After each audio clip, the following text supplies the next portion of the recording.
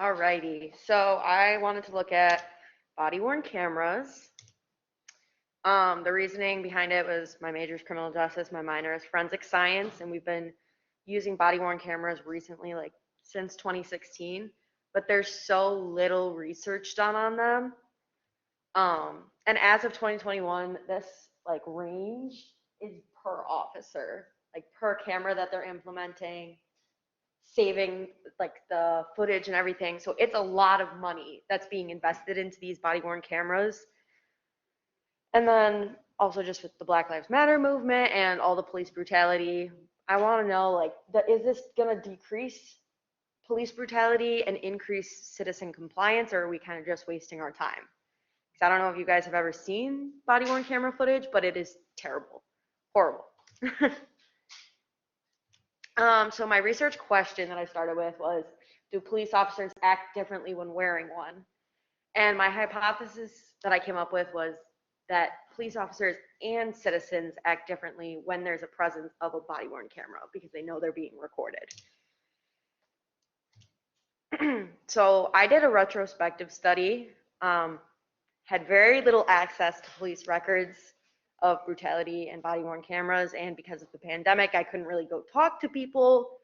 So I selected some peer-reviewed studies from 7 different journals. These are just the names of the journals that I used. And then for time's sake, I'm just going to break down 4 of the studies. So this is the first one. They took 42 different police officers and they interviewed them on questions about like, how do the cameras work? How are they labeled? What are your experiences with them? Have you worn them and felt like you've been changed in your actions? And the study concluded that more than half of the officers stated that they felt robotic when they were wearing the body-worn camera. And also, just like a little snippet, most of the officers, here I can hide this because it's, okay. Most of the officers did not know how they actually worked. They just wore the cameras because they were told to wear the cameras, but they didn't actually know anything really about them.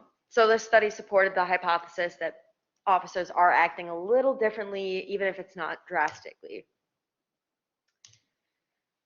And then this study looked at, it did interviews with the people in Prince George's County. So I like took a little snippet. It's this little area in Maryland. And the demographics of the people that they interviewed, they had 45 Black people, 11 Latino people, 17 white, and 6 Asian. And then they asked questions regarding like their interactions with the police, profiling and attire, their knowledge, privacy and transparency, and their demographic background. And this was very interesting. So these are like the questions kind of that were asked. So we can see, because like 1 is a positive encounter and 10 is a negative, we can see that like people of minorities have like some good interactions, but also some bad interactions. And then the other thing that I thought was really interesting was that they believe police target a specific type of person. Like as you go this way, the percentage goes up. So like it just was really interesting to look at like the different perspectives. This study kind of concluded that regardless of the presence of body-worn cameras or not, citizens feel that they're treated differently based on their race. And so that doesn't really support the hypothesis because it's kind of like regardless of if there's a camera or not. So then this study that I looked at complaints pre and post body-worn cameras. So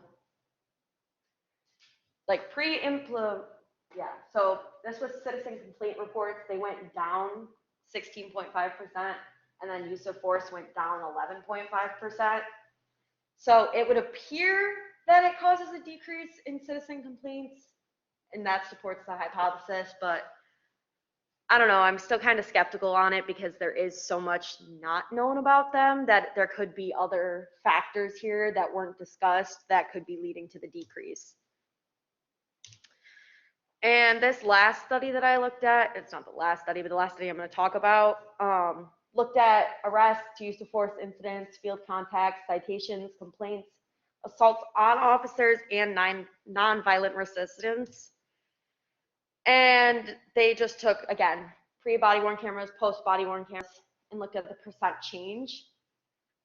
And then I did. So it appears to support the hypothesis. I'm going to get into why I said appears in a second, because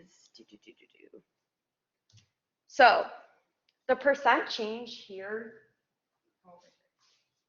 and here looks very, very, here and here, yes, looks very, very drastic. But when you're looking at the total number, it went from 3 to 7. So like in reality, that's only 4, but the percentage makes it look like it's significantly different. So again, I'm not 100% confident in that. They're very small numbers to work with, which makes the percentage look a lot bigger. And if you think of all the interactions that police and citizens have on a day-to-day basis, only between 3 to 7 result in assault, and only about 12 to 15 result in use of force, according to this study. So you can't really fully rely on these numbers because there might be other contributing factors hidden in there that we're not 100% sure of. And that's why I said it appears. So the conclusions that I drew, wow, I can't speak. 5 of the sources that I looked at supported the hypothesis and 5 of them contradicted it. So there's no significant conclusions that we can really draw from here. And like I said, for time's sake, I only went over 4 of the studies. I don't know why I wrote 3. So there might be other circumstances leading to changes in behavior, not just the body-worn cameras. So in reality, we just need to do more research. We need to get out there. We need to be looking at the changes in the numbers. It's hard with the pandemic, but I think it's really, really important. And that is it. Are there any questions?